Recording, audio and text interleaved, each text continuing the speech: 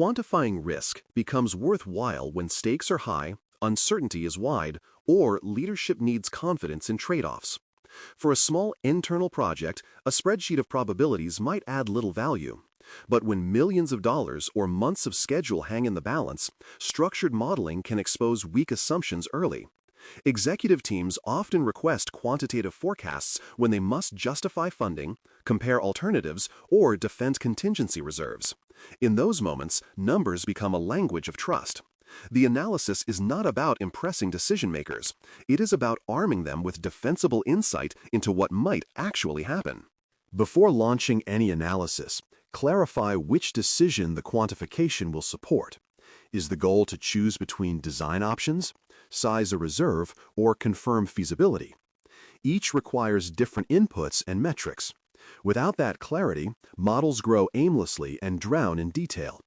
A well-framed question directs attention toward relevant uncertainties and defines what useful means. The team should be able to complete the sentence, "We are quantifying this because we must decide whether." That simple phrase keeps the work tethered to purpose and ensures the output answers a real question rather than producing elegant noise. Quantitative work thrives on ranges, not single numbers. Real risks never deliver exact outcomes.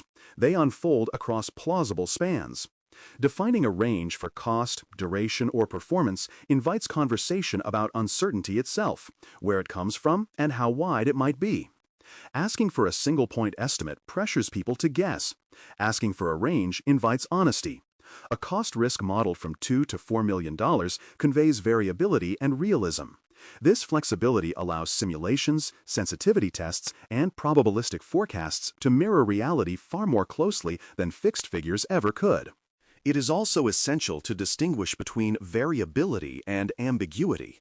Variability arises from known randomness, like weather delays or demand fluctuations.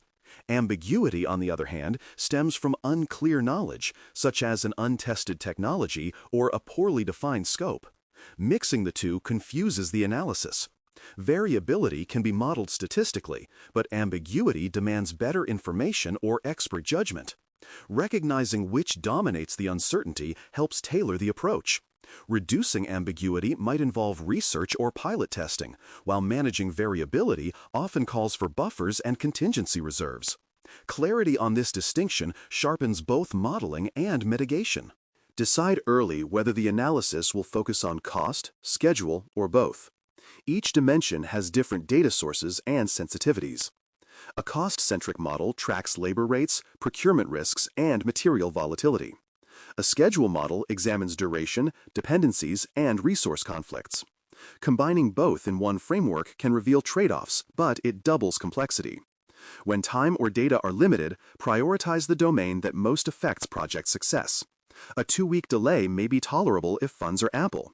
A 10% cost increase may not. Focusing on what matters most keeps modeling proportional to the decision at hand. Before running simulations or crunching numbers, identify dominant risk drivers, the factors most likely to move the result. These could include design uncertainty, supplier reliability, regulatory approval, or technical performance. Naming them up front prevents blind computation. Sensitivity analysis can confirm these early instincts, showing which variables swing the outcome most dramatically. Concentrating on those few drivers delivers better insight than modeling every possible detail. In practice, 90% of outcome variance often comes from just a handful of risks. Finding those early allows targeted management long before results harden into surprises. Simplifying assumptions are the scaffolding of quantitative work, and they must be stated explicitly. Every model rests on approximations, linear relationships, steady rates, or stable prices. Hiding them breeds false confidence. Declaring them invites healthy scrutiny and adjustment. For example, if the model assumes labor productivity remains constant, the team can debate whether that holds under peak workload. Explicit assumptions also help future analysts trace how conclusions were reached. They turn models from mysterious black boxes into understandable reasoning tools that can be improved rather than merely trusted. Inputs deserve reality checks against past outcomes. Data rarely behave as cleanly as we imagine. A quick comparison between predicted and historical performance often reveals bias optimism, undercounted rework, or ignored downtime. Sanity checking does not require perfect statistics. It requires professional curiosity. Ask whether the inputs resemble what actually happened on similar efforts. If not, adjust. This step keeps models honest and guards against the seductive neatness of theoretical data. Quantification gains credibility only when anchored in lived experience and validated by the scars of prior projects. When results emerge, express them as likelihood ranges rather than rigid answers.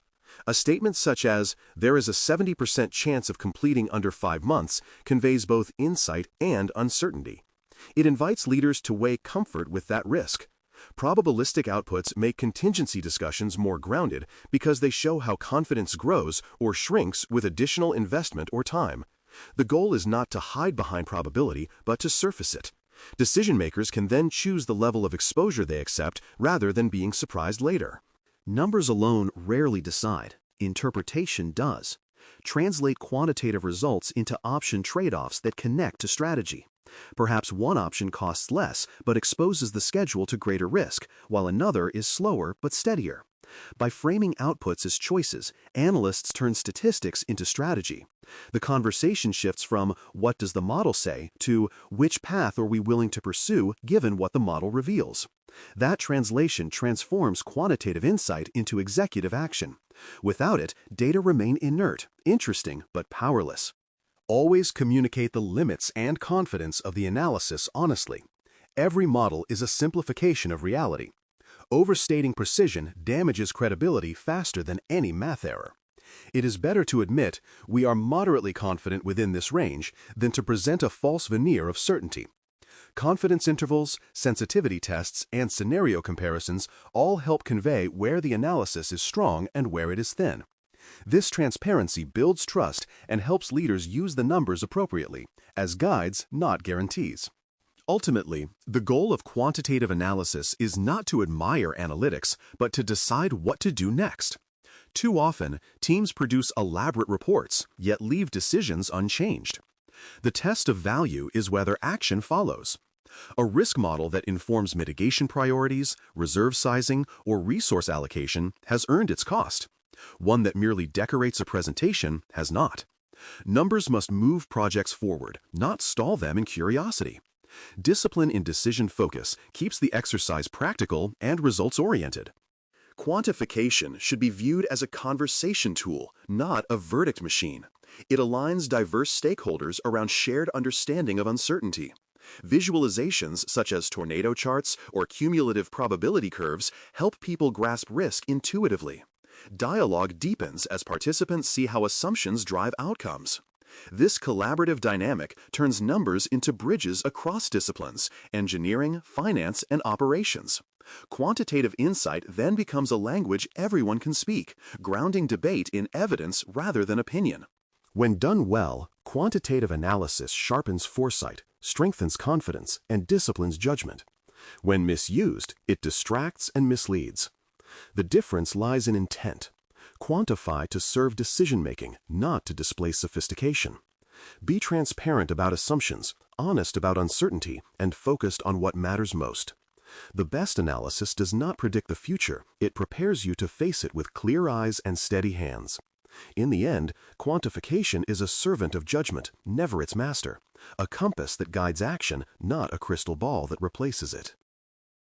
Thanks for listening. For more audio courses, daily newsletters, and more, please visit baremetalcyber.com.